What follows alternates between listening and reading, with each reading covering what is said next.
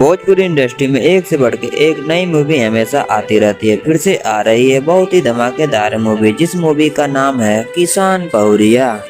अगर आप भी चाहते हैं इस मूवी को देखना तो वीडियो को लास्ट तक बने रहिएगा। हम आपको बताएंगे ये मूवी कब और कहां देखने को मिलने वाला है। अगर हमारे चैनल पर नए हो तो वीडियो को लाइक करके चैनल पर सब्सक्राइब जरूर करिएगा, क्योंकि हम ऐसी वीडियो आपके लिए लाते रहते हैं।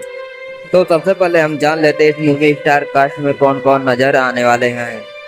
इस मूवी में नजर आने वाले हैं अंजना सिंह, संदीप सिंह, प्रभात सिंह, गोलू तिवारी, मंजू ठाकुर और भी ऐसे अन्य कलाकार आप लोग को इस मूवी में नजर आने वाले हैं।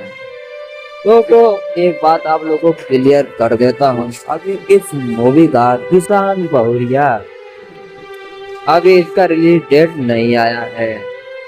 अगर आप भी चाहते हैं इस मूवी को सबसे पहले देखना तो हमारे चैनल को सब्सक्राइब करके जरूर रखें, जैसे ही कोई डेट आता है तो हम आपको वीडियो के माध्यम में जरूर